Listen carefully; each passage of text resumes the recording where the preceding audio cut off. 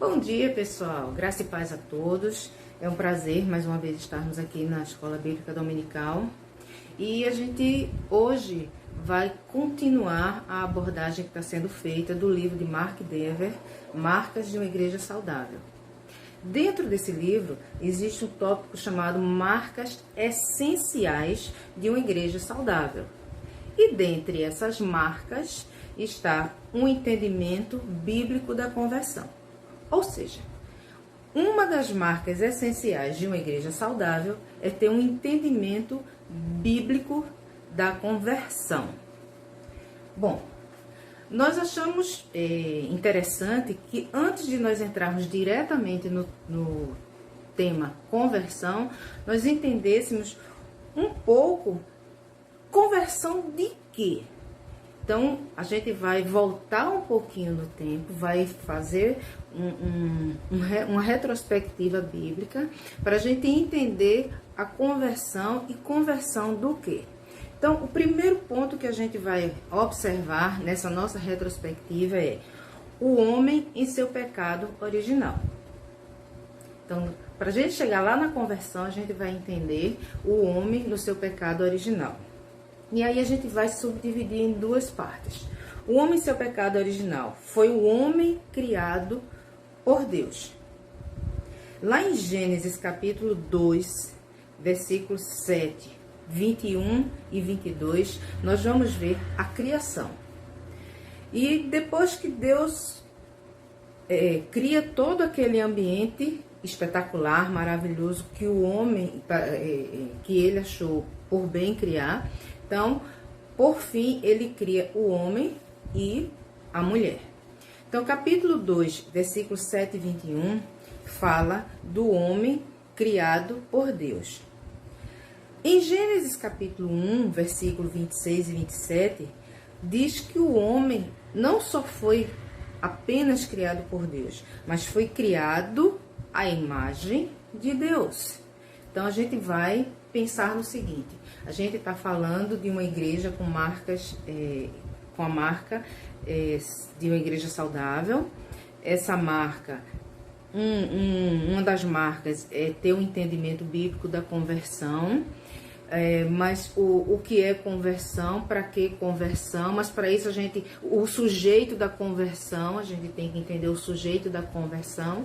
Então a gente vê que o sujeito da conversão já começa a aparecer aqui nesse primeiro passo da retrospectiva, que é entender que é o homem, e que em seu estado original foi um homem criado por Deus, conforme já dissemos, Gênesis capítulo 2, versículos 7, 21 e 22, e o homem criado à imagem e semelhança de Deus, conforme Gênesis capítulo 1, versículo 26 e 27.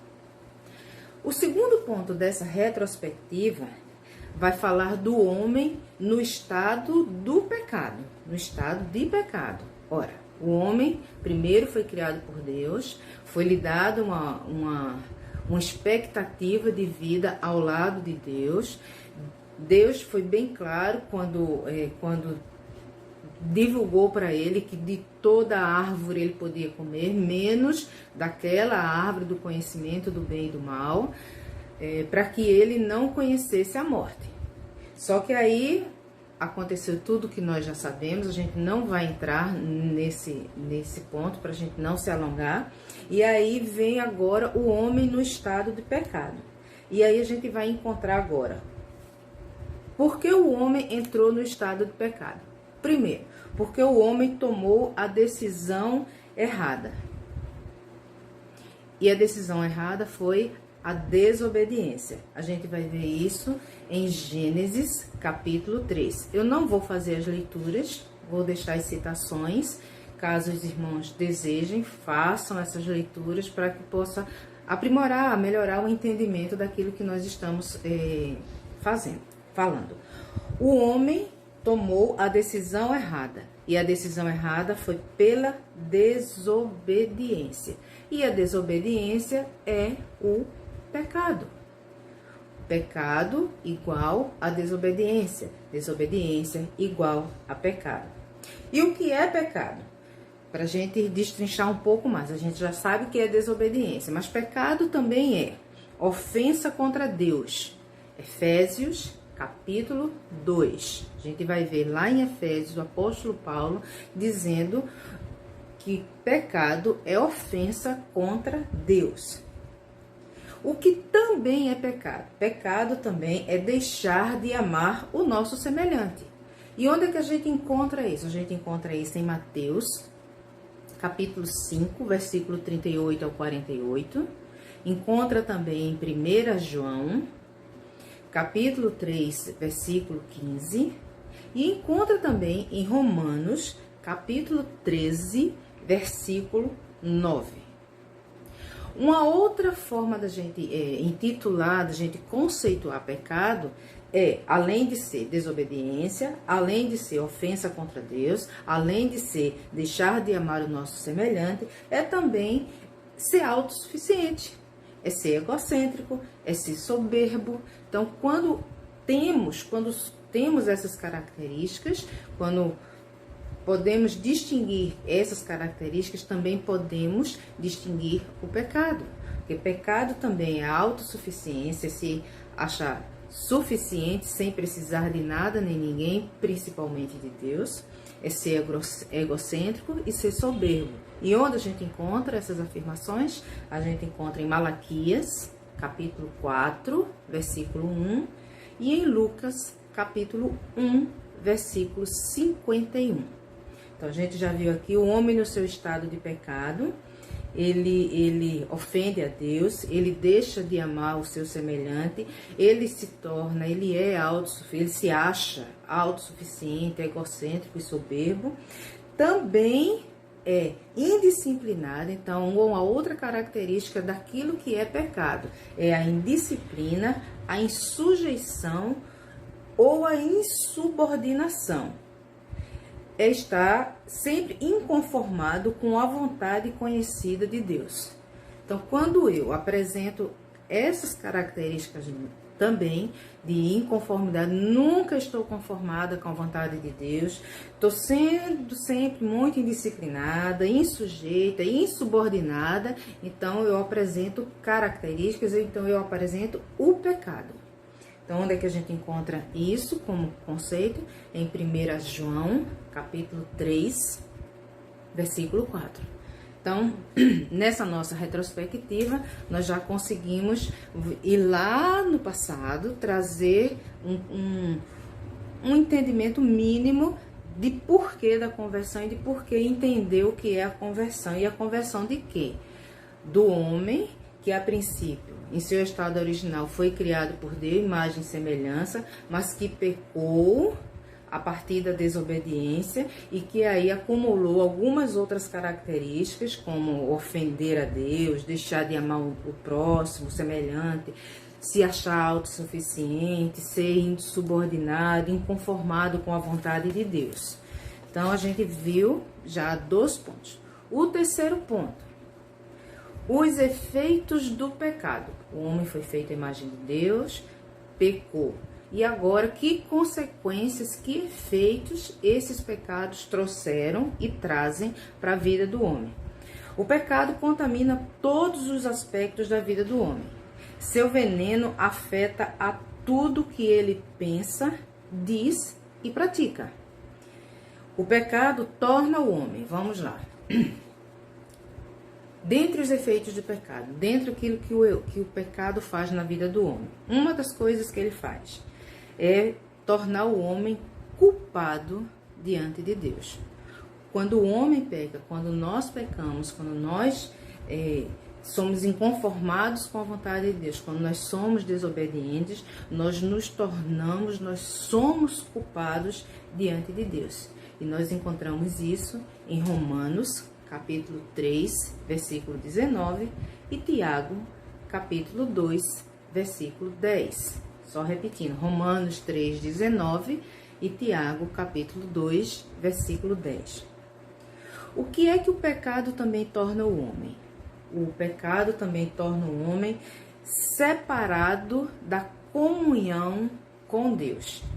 O pecado primeiro torna o homem culpado diante de Deus. E depois ele separa o homem de ter comunhão com Deus. E a gente encontra isso lá em Gênesis, também no capítulo 3. Encontra em 1 João, capítulo 2, versículo 28. E encontra em Isaías, capítulo 59, versículo 2.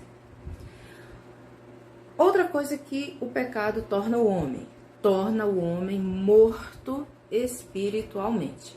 Então, o pecado torna o homem morto espiritualmente. Onde encontramos essa afirmação? Em Efésios, capítulo 2, versículo de 1 a 5. Romanos, capítulo 5, versículo de 12 ao 21. E Romanos também, capítulo 6, versículo 23. Outra coisa que o pecado torna o homem escravo moral, ou seja, cada vez menos capaz de praticar o bem.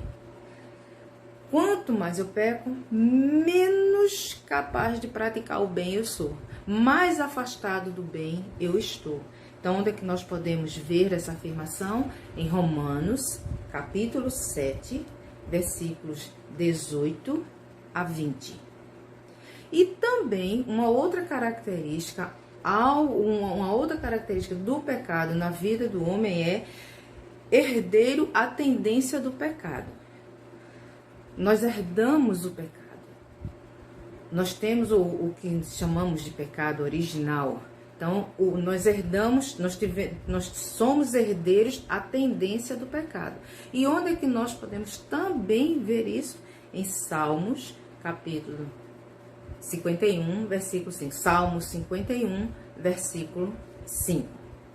Então, agora a gente, feita essa retrospectiva, entendendo qual foi o princípio. Primeiro, o homem foi criado à imagem de Deus. Não foi criado para pecar. Foi criado para viver conforme a vontade de Deus e com Deus. Mas o homem desobedeceu. Com a desobediência, o homem entra no seu estado de pecado. E agora começa a fazer tudo que desagrada a Deus por causa de uma decisão errada, por causa da desobediência, por causa da ofensa contra Deus. E aí ele passa a deixar de ser alguém que não ama mais o seu próximo, que tem dificuldade em amar o semelhante, que se acha autossuficiente, se torna um ser soberbo, indisciplinado, insubordinado, inconformado com a vontade de Deus.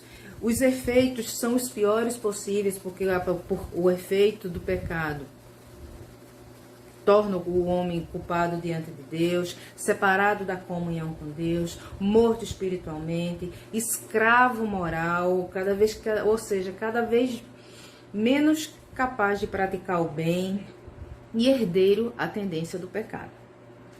Entendido isso, essa pequena retrospectiva, nós vamos agora para o que é conversão. A gente lembra que uma das marcas essenciais de uma igreja saudável é o entendimento bíblico da conversão. Agora sim, feito essa retrospectiva, a gente vai entender o que é conversão. Afinal, se a gente precisa, como uma igreja saudável, ter esse entendimento bíblico, então a gente vai entender a partir de agora o que é a conversão. A conversão é o acolhimento à obra redentora, tendo como base duas atitudes do homem. Vamos repetir essa primeira parte do conceito. Conversão é o acolhimento à obra redentora. Primeiro, a gente tem que entender que a obra redentora já foi feita. O perdão já foi concedido. Jesus já derramou o seu sangue na cruz. Jesus já ressuscitou ao terceiro dia. Jesus já está à direita do Pai.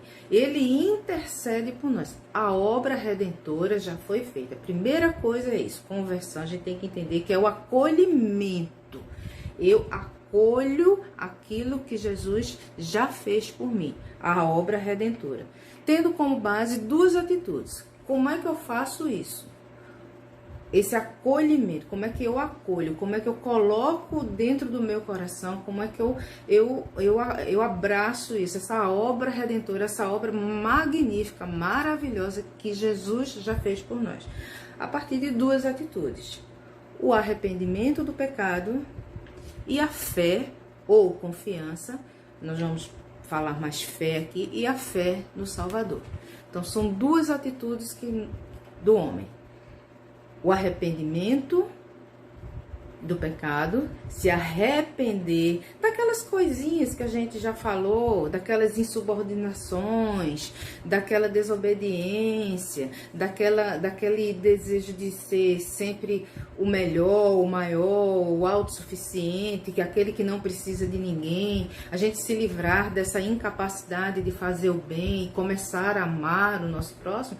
Então, para a gente ter essa conversão, a gente tem que fazer o acolhimento da obra redentora, daquilo que Jesus já fez, já está feito. É só a gente agora acolher com duas atitudes: o arrependimento do pecado e a fé no Salvador. E aí a gente vai saber agora, sendo que o arrependimento, e a gente vai ler essa característica, esse conceito do que é o arrependimento. E eu quero ler para vocês aqui um conceito que eu encontrei de arrependimento. Esse conceito está numa Bíblia de Estudo, chamada Bíblia de Estudo Vida Nova, e ele diz o seguinte: o arrependimento. O vocábulo do Novo Testamento traduzido por arrependimento significa mudança de pensamento, e o arrependimento evangélico tem sido definido como mudança de pensamento que leva a novo modo de agir. Vamos entender.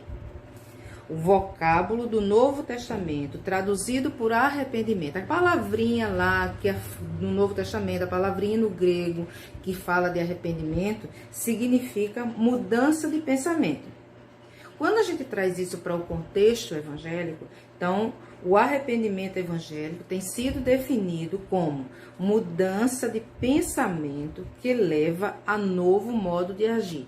Então não adianta apenas mudar o pensamento. As atitudes têm que aparecer, os frutos têm que aparecer. Então, dando continuidade, arrependimento é a revolta consciente e definitiva do homem contra seu próprio pecado. Bem interessante isso, né? É a revolta. É de fato uma revolução que tem que haver dentro de nós, consciente. A gente tem que estar consciente dessa revolução e definitiva. Estou brigado, cortei relações definitivas com o pecado. Aí ele diz o seguinte, que três características são apresentadas nessa renegação ao pecado. Primeiro é o aspecto intelectual, ou seja, é o reconhecimento pelo homem do erro de sua vida até então, sua culpa diante de Deus, sua incapacidade para em suas próprias forças agradar a Deus. Então, intelectualmente, ele conscientemente, intelectualmente, ele reconhece os erros da sua vida até o presente momento da sua conversão, da sua culpa diante de Deus e de sua incapacidade para que, com suas próprias forças, possa agradar a Deus. Por que pelas suas próprias forças? Porque a gente já viu anteriormente que a gente está acolhendo a obra redentora de Deus, a obra redentora de Cristo. Então, não é pelos nossos esforços, não é através de nós, é através de Cristo que nós podemos agradar a Deus. Segundo aspecto, o aspecto emocional. Pesar ao seu pecado como uma ofensa contra um Deus santo e justo. Temos que ver, quando a gente conscientemente começa a se revoltar contra o pecado, então a gente vai entender que o meu pecado, que o seu pecado é uma ofensa contra um Deus santo e justo. Não é contra um qualquer, é contra um Deus santo e justo. E o terceiro aspecto é o aspecto da vontade, que chama aqui de aspecto volitivo, é o aspecto da vontade. Então, é a mudança de propósito, é uma resolução íntima contra o pecado e a disposição para buscar de Deus o perdão, purificação e poder. Vamos entender esse terceiro aspecto, o aspecto da vontade, que é a minha vontade de mudar de propósito, é uma resolução íntima contra o pecado e a disposição para buscar de Deus o perdão, a purificação e o poder. Então a gente vê que o contexto do arrependimento é um contexto que ele vai envolver o meu intelecto, vai envolver o meu emocional e vai envolver a minha vontade. Até que eu consiga entender que eu acolhi a obra redentora de Cristo. Então existem aqui alguns textos que nós podemos ver. Mateus 12, 41. Atos, capítulo 2, versículo 36 ao 41. Romanos, capítulo 2, versículo 4. E 2 Coríntios, capítulo 7, versículo 9 a 11. Bom, a gente viu o conceito de arrependimento. Lembrando que o arrependimento faz parte daquelas duas atitudes nossas quando a gente acolhe a obra redentora. Uma delas é o arrependimento, que a gente acabou de ver, o conceito, e a outra característica é a fé, que a gente também vai ver esse conceito na mesma Bíblia de Estudo, a Bíblia de Estudo Vida Nova. Bom, nós vamos ler aqui também na Bíblia o conceito que ele dá de fé. Diz assim: note-se que já no arrependimento existe o fator fé.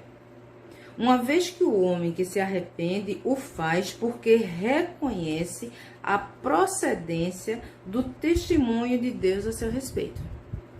Ou seja, quando o arrependimento existe, já existe fé.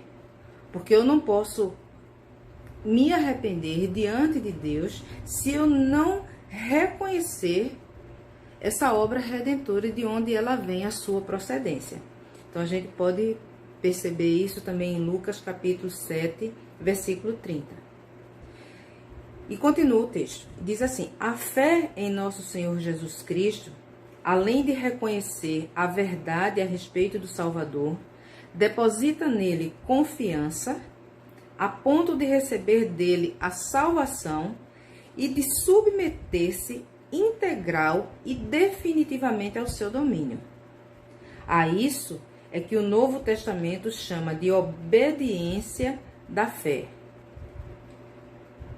Pois fé que não envolve obediência não é fé. Então vamos tentar só entender mais um pouquinho.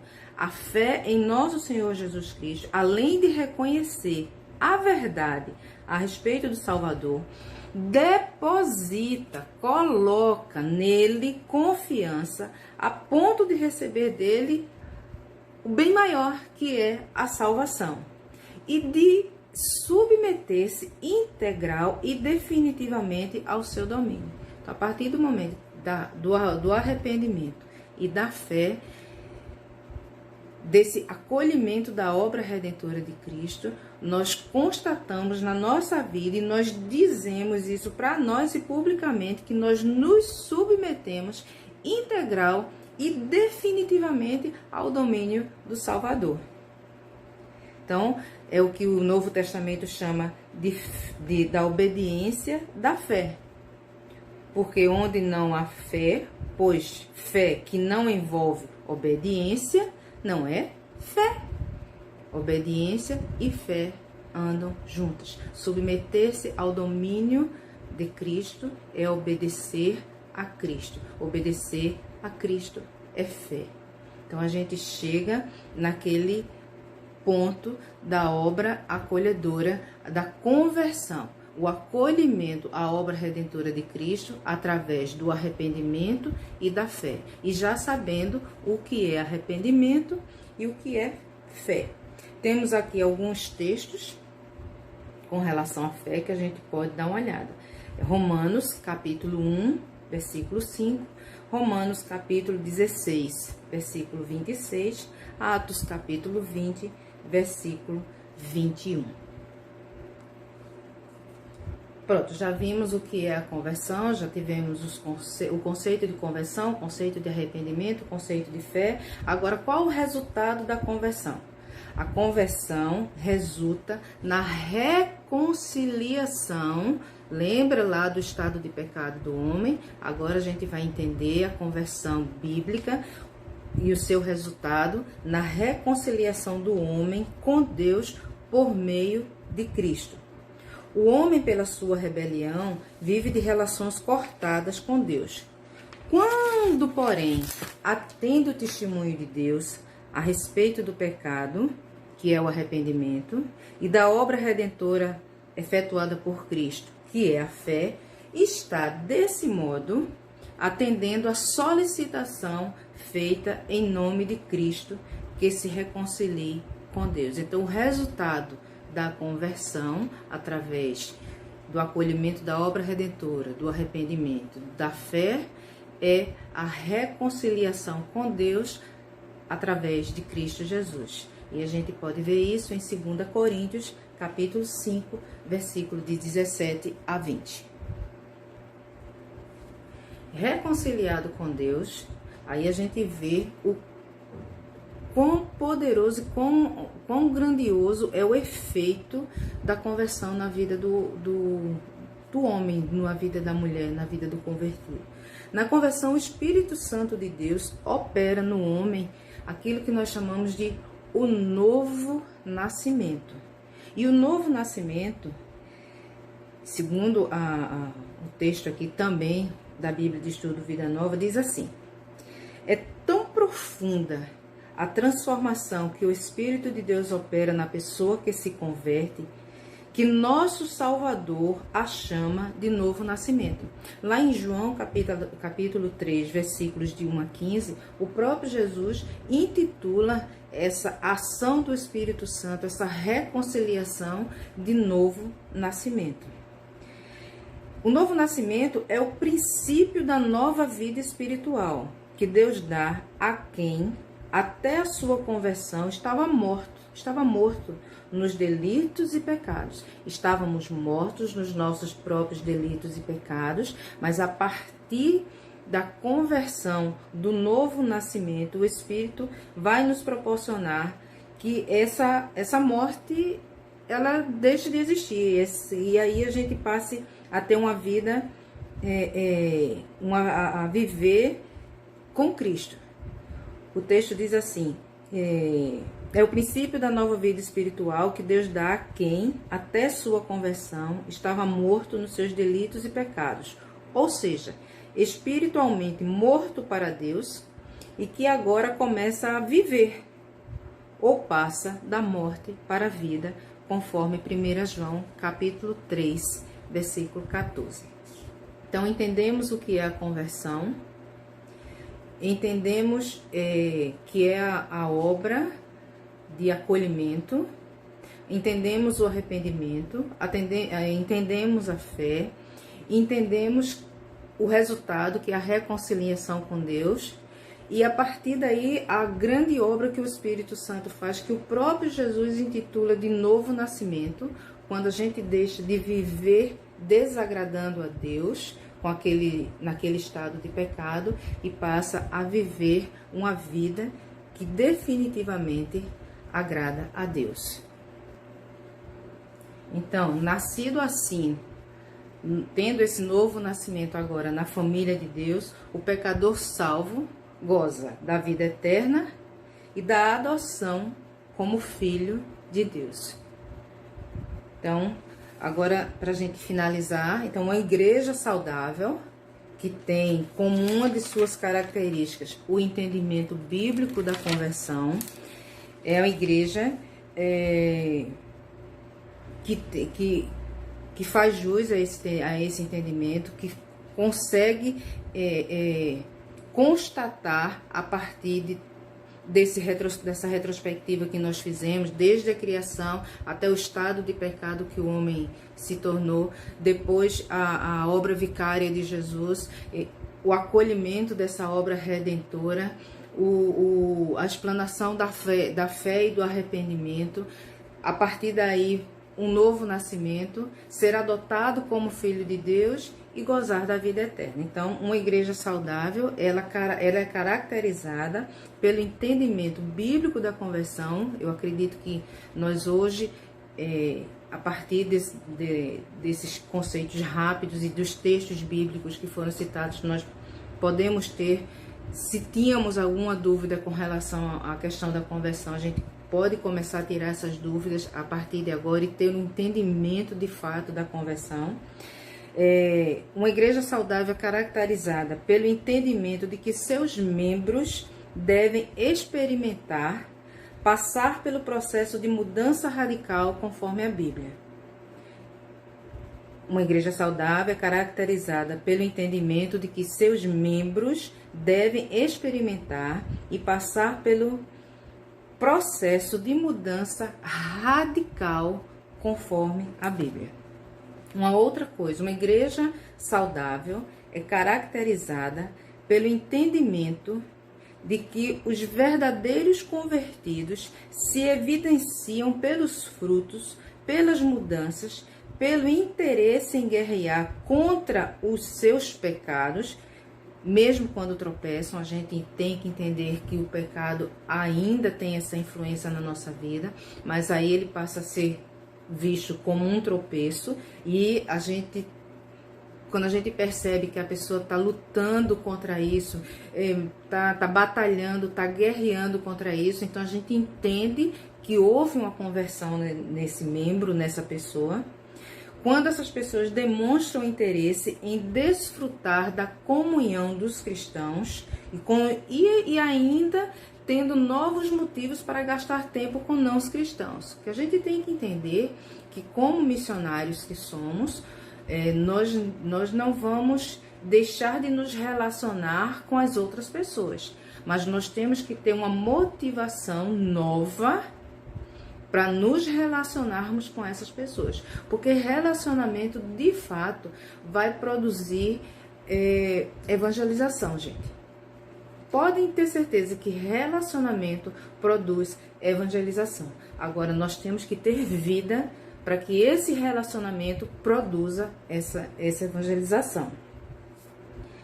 Quando nas provações e desafios estão começando a reagir de maneira diferente de como fazia quando não eram cristãos. Ora,